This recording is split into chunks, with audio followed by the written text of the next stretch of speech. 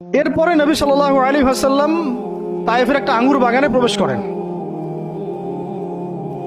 এত ক্ষতবিক্ষত অবস্থায়, আর পাথরের ঢিলকে আপনারা এত তুচ্ছ মনে করেন না, কিন্তু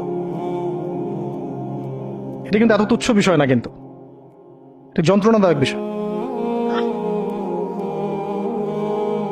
আর তার মধ্যে বললাম তার আপন মানুষ, কাছের মানুষ।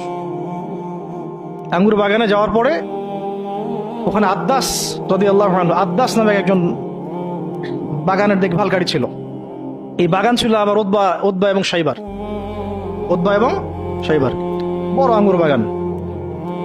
এখানে ঘটনা ঘটে গেল, নবী সাল্লাল্লাহু আলাইহি ওয়াসাল্লাম বসে আছেন, জুতা খোলার চেষ্টা করছেন, এবং আদ্দাস তিনি এসে একটু খেজুর দিয়েছেন। মায়া লাগছে তার, তাহার এই লোকটাকে এইভাবে মারলো, মানুষটাকে এইভাবে মারলো।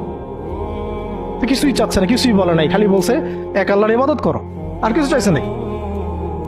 তো এক আল্লাহর ইবাদত করো বললো, বাস তাই বাস এইভাবে মারলো। আর মানবে না তা মারলো কেন? ও বেচারার কাছে খারাপ লাগছে, দাওয়াত কবুল করবে না তো মারলো কেন?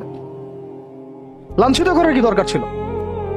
কবুল না করলে চলে যাবে, বা কবুল না করলে তারা ফিরাই দিবে, মারার কি দরকার আছে? তার মায়া লাগছে খুব। সে এসে কিছু খেজুর দিছে খাইতে, পানি দিছে খাইতে।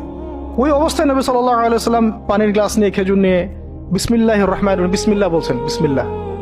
বিসমিল্লাহ শুনে সে আদ্দাস, তার খুব ভালো লাগছে যে এই শব্দটা আপনি কোথা থেকে পেলেন? নবীজি তাকে জিজ্ঞাসা করছেন, তোমার নাম কি? আদ্দাস। কোথায় থাকো? আমি নিনওয়ার নামক একটা জায়গা থেকে আসছি।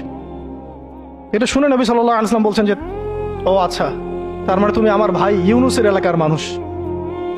তুমি আমার ভাই ইউনুসের এলাকার মানুষ? আচ্ছা, আপনি কিভাবে ইউনুসকে চিনেন? ইউনুস আমার ভাই, নবীগণ সবাই বৈমাত্রিক ভাই, আমি আল্লাহ রসুল, সেও আল্লাহ নবী। তখন তিনি ইসলাম কবুল করেন। আদ্দাস রাদিয়াল্লাহু, তার নামে ওখানে এখনো মসজিদ আছে। হ্যাঁ, ওখানে আপনারা গিয়ে দেখবেন মসজিদ আছে। এই জায়গায় যায়েদ বিন হারেসা রাদিয়াল্লাহু আনহুর ভূমিকাটা দেখেন। এবার নবী সাল্লাল্লাহু আলাইহি ওয়াসাল্লাম ওই জায়গায় বসে দোয়া করতেছেন। এটা শেষ অংশ, দোয়া করতেছেন। এই দোয়ার লফজ যদি আরবি বুঝতে পারতেন, তাহলে মানে আমার এতগুলো কথা বলা সার্থক হতো। মানে আমি যদি মানুষকে এই দোয়ার শব্দগুলোর অর্থ বুঝাইতে পারতাম, ওই ক্ষমতা যদি আমার থাকতো, আমার মনে হয় না এই ক্ষমতা কোনো ওলামায়ে কেরামের আছে। আমার মনে হয় না এই ক্ষমতা কোনো ওলামায়ে কেরামের আছে যে এই দোয়ার শব্দগুলো আওয়ামকে বুঝাই দিবে এক্স্যাক্টলি।